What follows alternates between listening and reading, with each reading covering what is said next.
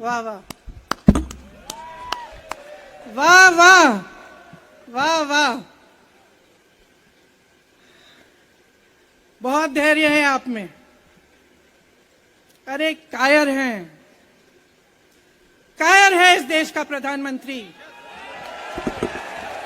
लगा दो केस मुझ पर, लगा दो केस मुझ पर, जेल ले जाओ मुझे भी, लेकिन सच्चाई ये है कि इस देश का प्रधानमंत्री कायर है।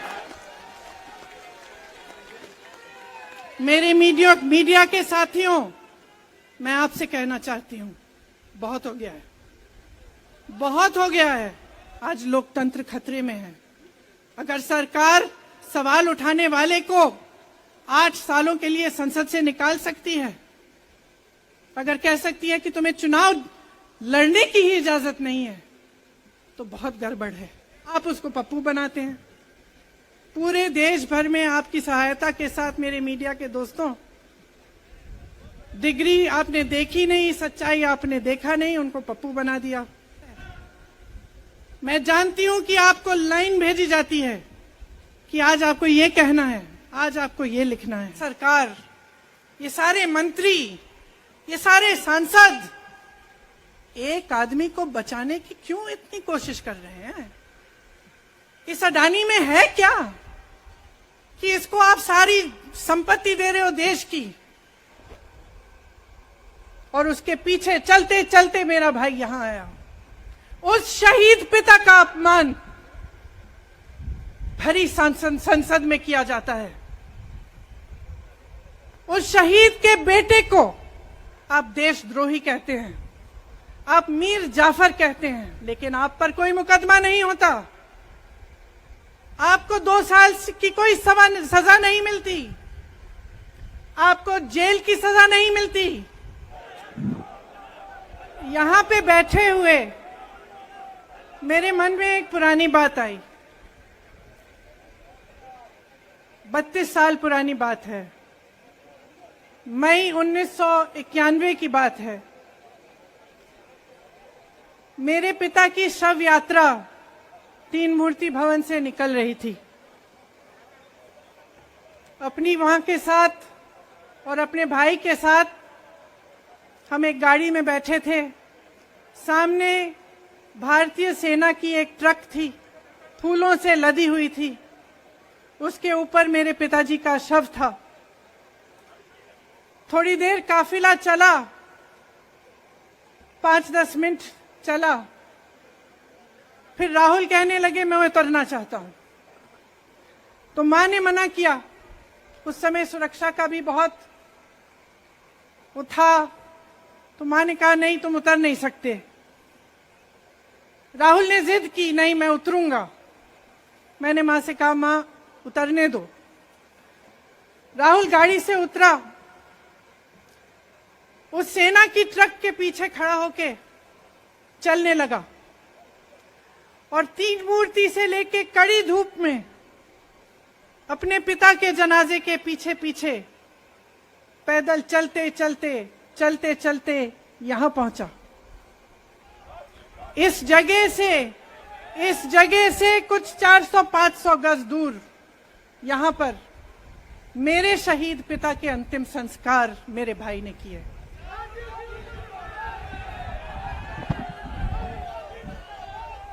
सुनिए, वो चित्र मेरे दिमाग में अभी भी है, मेरे मन में है। मेरे पिता का शव इस तिरंगे झंडे में लपेटा गया था। इस तिरंगे के नीचे मेरे पिता का शव था, और उसके पीछे चलते चलते मेरा भाई यहां आया। उस शहीद पिता का अपमान भरी संसद में किया जाता है। उस शहीद के बेटे को आप देशद्रोही कहते हैं, आप मीर जाफर कहते हैं, उसकी आप मां का अपमान करते हैं। आपके मंत्री मेरी मां का अपमान भरी संसद में करते हैं। आपके एक मुख्यमंत्री कहते हैं कि राहुल गांधी को पता भी नहीं है कि उनका पिता कौन है। आपके प्रधानमंत्री भरी संसद में खड़े होकर कहते हैं कि ये परिवार नेहरू नाम को इस्तेमाल क्यों नहीं करता। पूरे परिवार का अपमान करते हैं, कश्मीरी पंडित समाज के रिवाज का अपमान करते हैं, जिसके तहत एक बेटा अपने बाप के मरने पर पगड़ी पहनता है, परिवार की परंपरा को आगे बढ़ाता है। लेकिन आप पर कोई मुकदमा नहीं होता, आपको 2 साल की कोई सजा नहीं मिलती, आपको जेल की सजा नहीं मिलती, आपको संसद से कोई बाहर नहीं निकालता, आपको मना नहीं करता कि 8 सालों के लिए आप चुनाव नहीं लड़ सकते। क्यों? मैं पूछना चाहती हूं क्यों? आज तक हम चुप रहे हैं, हमारे परिवार का अपमान करते गए। मेरे भाई ने क्या कहा? संसद में वो मोदी जी के पास गए और उनसे गले लगे। मेरे भाई ने कहा मैं आपसे नफरत नहीं करता हूं, मेरे दिल में आपके लिए कोई नफरत नहीं है, हमारी विचारधारा अलग है, लेकिन हमारी नफरत की विचारधारा नहीं है। तो मैं पूछना चाहती हूं, एक आदमी का कितना अपमान करोगे? कितना अपमान करोगे? क्या यही है इस देश की परंपरा? आप परिवारवादी कहते हैं, तो भगवान राम कौन थे? भगवान राम को वनवास में भेजा गया, उन्होंने अपने परिवार, अपनी धरती के प्रति अपना धर्म निभाया। क्या भगवान राम परिवारवादी थे? क्या पांडव परिवारवादी थे कि वो अपने परिवार की संस्कारों के लिए लड़े? और हमें क्या शर्म आनी चाहिए कि हमारे परिवार के सदस्य शहीद हुए इस देश के लिए, कि इस झंडे में उनका खून है, इस धरती में उनका खून है, इस देश के लोकतंत्र को मेरे परिवार के खून ने सींचा है। और जो सोचता है कि हमें अपमानित करके हमें डराएंगे, हमें धमकाएंगे, जो सोचता है कि तमाम एजेंसियों को लगाकर, हम पे छापे मारकर, हमसे कुछ भी कर ले, हमें डराएंगे, वो गलत सोचते हैं। हम डरने वाले नहीं हैं। हम और मजबूती से लड़ेंगे। हम इस देश के लोकतंत्र के लिए कुछ भी करने के लिए तैयार हैं। इस देश के लोकतंत्र को, इसकी नींव कांग्रेस पार्टी के महान महापुरुषों ने डाली है। कांग्रेस पार्टी लड़ी इस देश की आजादी के लिए, और आज भी इस देश की आजादी के लिए ही लड़ रही है। कभी कभी मैं सोचती हूं, मुझे समझ में नहीं आता कि पब्लिक क्या सोच रही है। क्या देख नहीं रही है क्या हो रहा है? क्या आपको दिख नहीं रहा है कि आपकी सारी संपत्ति लूटी जा रही है, एक आदमी को दी जा रही है, गिने चुने उद्योगपतियों को सब कुछ दिया जा रहा है? किसकी संपत्ति है? ये राहुल गांधी की संपत्ति है, ये आपकी संपत्ति है। ये पीएसयू किसके हैं? किसके लिए बनाए गए? आपके लिए बनाए गए, जो ऐसे एक के बाद एक इनको बेचे जा रहे हैं, दिए जा रहे हैं। इसी से तो आपका रोजगार आता है।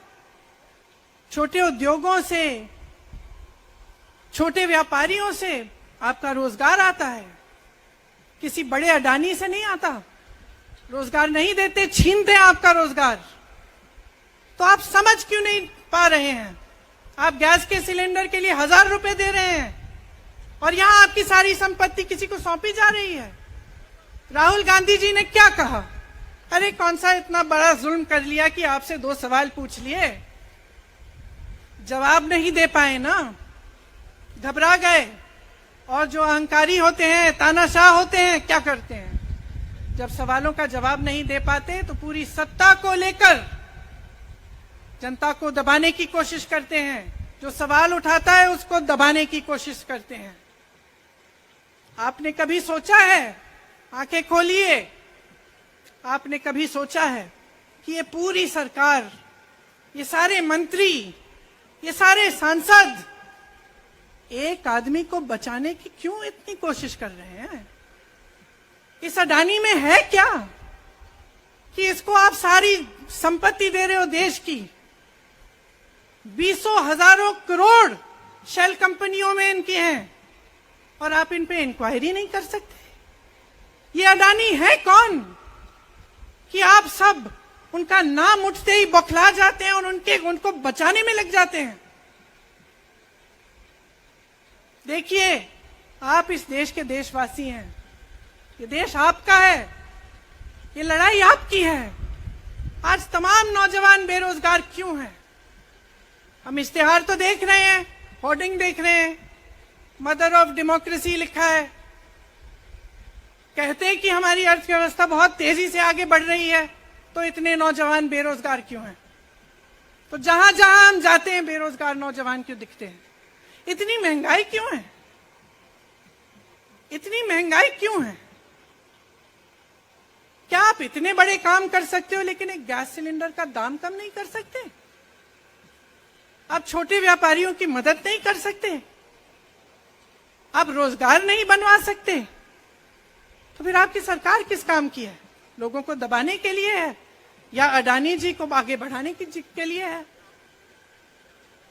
तो आज ये समय आ गया है कि हमें गंभीरता से सोचना पड़ेगा। ये सरकार पूरी कोशिश करती है कि आपका ध्यान भटकाया जाए। अब आप सोचिए, कन्याकुमारी से कश्मीर तक एक आदमी चला, उसके साथ लाखों लोग चले।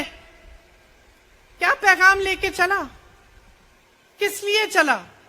उसके दिल में क्या भावना थी कि लाखों लोग देश भर से उससे जुड़ के चले?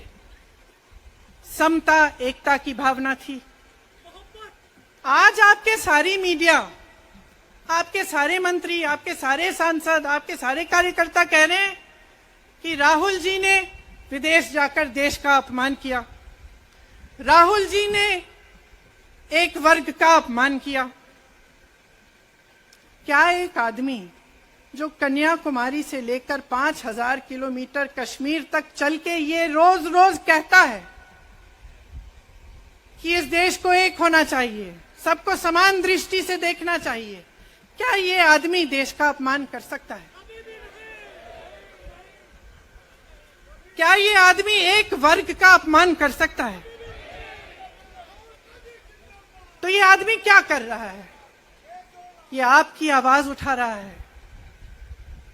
ये क्या कह रहा है?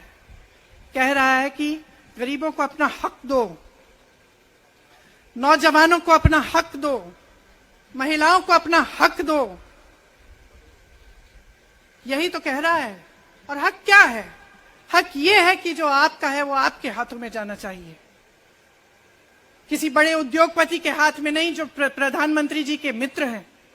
ये है आपका हक। उसी हक की लड़ाई लड़ रहा है।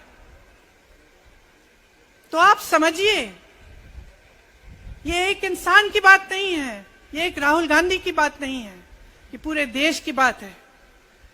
जब हम कहते हैं लोकतंत्र को बचाना है, तो हम किस बात की को बचाने की कह रहे हैं? क्या कह रहे हैं हम? लोकतंत्र क्या होता है? खुल के जवाब मांगो, सवाल उठाओ। यही तो लोकतंत्र है कि आपको कोई आपत्ति है, कोई समस्या है, आप किसी के पास जाकर अपना हक मांग सकते हैं। आप कह सकते हैं, भाई हमारे लिए ये क्यों नहीं किया? इतनी महंगाई क्यों है? हमारे लिए रोजगार क्यों नहीं बनाए? लेकिन आज यही हक आपसे छीना जा रहा है और आपका ध्यान इधर उधर भटकाया जाता है और इतनी चीजों को फैलाया जाता है जो सच नहीं है, झूठों को फैलाया जाता है। आप सोचिए, राहुल गांधी दुनिया के सबसे बड़े जो शिक्षा के संस्थान है वहां से पढ़ के आए हैं। हार्वर्ड और कैम्ब्रिज की उनकी डिग्री है। कैम्ब्रिज से उन्होंने इकोनॉमिक्स में मास्टर्स डिग्री, एमफिल डिग्री उनको मिली। आप उसको पप्पू बनाते हैं। पूरे देश भर में आपकी सहायता के साथ मेरे मीडिया के दोस्तों, डिग्री आपने देखी नहीं, सच्चाई आपने देखा नहीं, उनको पप्पू बना दिया। फिर पता चला कि ये पप्पू तो यात्रा में निकल आया और पता चला कि ये तो पप्पू है ही नहीं। इसके साथ तो लाखों लोग चल रहे हैं। ये ईमानदार भी है, ये सब बातों को समझता भी है, ये जनता के बीच जा रहा है, जनता की समस्याओं को सुन रहा है, तो जनता इसके साथ चली जा रही है। तो घबरा गए कि राहुल गांधी ने संसद में वो सवाल उठाए जिनका उनके पास जवाब नहीं है।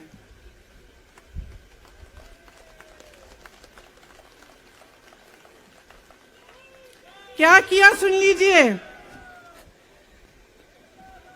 एक तरफ से हंसी भी आती है कि एक आदमी को रोकने के लिए इतना सारा करना पड़ा। जिस आदमी ने राहुल जी के खिलाफ सूरत में कंप्लेंट लगाई, आपको मालूम है कि पिछले साल उसने खुद कचहरी में जाके बोला इस पे आप स्टे लगा दीजिए। 1 साल के लिए अपने ही केस पे स्टे लगवाया। फिर वापस कब गए केस खुलवाने के लिए? राहुल गांधी के संसद में अडानी पे के भाषण देने के 1 हफ्ते बाद। 1 हफ्ते बाद वो आदमी वापस जाता है, कहता है केस खोल दी, सुन लीजिए अब हम तैयार हैं। 1 महीने के अंदर अंदर जज कह देते हैं कि राहुल गांधी को 2 साल की सजा मिलेगी। आपने देखा इस देश में कितने केस हैं कि जेल में 10 साल के लिए पड़े रहते हैं, उनकी सुनवाई नहीं होती। ये तो सुनवाई भी फट से हो गई, जजमेंट भी फट से हो गई, सजा भी फट से हो गई। और आपने कह दिया अगले दिन कि 8 सालों के लिए ये चुनाव नहीं लड़ सकते, संसद से बाहर कर देंगे इनको। वाह वाह वाह वाह वाह वाह, बहुत धैर्य है आप में। अरे कायर हैं, कायर है इस देश का प्रधानमंत्री। लगा दो केस मुझ पर,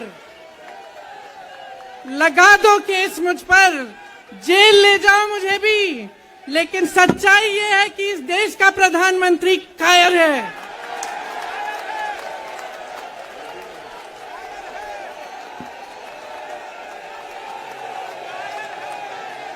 अपनी सत्ता के पीछे छुपा हुआ है,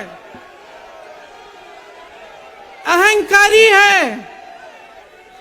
और इस देश की बहुत पुरानी परंपरा है, इस देश की बहुत पुरानी परंपरा है, हिंदू धर्म की पुरानी परंपरा है कि अहंकारी राजा को जनता जवाब देती है।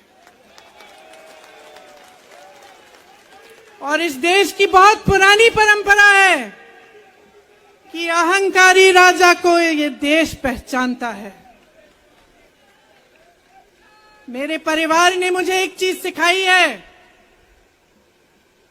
कि ये देश दिल से बोलता है और दिल से सुनता है।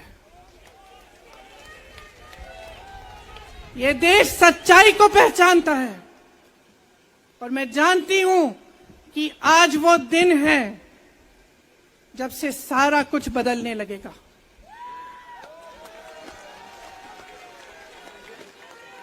मेरे मीडिया के साथियों, मैं आपसे कहना चाहती हूं, बहुत हो गया है, बहुत हो गया है। मैं जानती हूं आप पर कितना दबाव है। मैं जानती हूं कि आपको लाइन भेजी जाती है कि आज आपको ये कहना है, आज आपको ये लिखना है। लेकिन आपकी एक बहुत बड़ी जिम्मेदारी है। आज लोकतंत्र खतरे में है। अगर सरकार सवाल उठाने वाले को 8 सालों के लिए संसद से निकाल सकती है, अगर कह सकती है कि तुम्हें चुनाव लड़ने की ही इजाजत नहीं है, तो बहुत गड़बड़ है, बहुत गलत हो रहा है। और ये लोकतंत्र के लिए ठीक नहीं है, ये इस देश के लिए ठीक नहीं है। जब आप पत्रकार बने, शुरू में जब आप काम के लिए आए, तो आपके दिल में भी ये होगी बात कि देश के लिए मैं सच्चाई बोलूंगा, मैं सच्चाई बोलूंगी। आज आप बोल नहीं पा रहे हैं, हिम्मत करिए, खड़े हो जाइए आप भी। और जैसे खड़गे जी ने कहा कि तमाम पार्टियों ने आज अपनी आवाज उठाई है, उनका हम सब धन्यवाद देते हैं। और हम सबको एक होना पड़ेगा, इसलिए होना पड़ेगा क्योंकि आज ये देश खतरे में है। आज इस देश की सारी संपत्ति एक आदमी को सौंपी जा रही है और उस आदमी को बचाने के लिए पूरी सरकार खड़ी हो जाती है। बहुत गलत हो रहा है। अगर आज मेरे भाइयों और बहनों आप इसको पहचान नहीं पाएंगे तो इस देश को बहुत खतरे में डाल देंगे। इसीलिए यहां खड़े हुए महात्मा गांधी जी की समाधि के कुछ ही गज दूर खड़े हुए मैं आपको याद दिलाती हूं कि कितनों ने इस देश के लिए अपना खून बहाया है, कितनों ने इस देश की धरती, इस देश की आजादी के लिए अपना खून बहाया है। ये अफसर हैं यहां तैनात खड़े हैं, इसी तरह से इनके भाई सरहद पे खड़े होते हैं हमारे लिए, आज भी अपना खून बहा रहे हैं। क्या इसके लिए, क्या अडानी जी के लिए, कि अपने देश के किसान के लिए, अपने देश के गरीब के लिए, अपने देश के छोटे व्यापारियों के लिए, महिलाओं के लिए, अपने बच्चों के भविष्य के लिए हम सब अपनी जान देने के लिए तैयार हैं।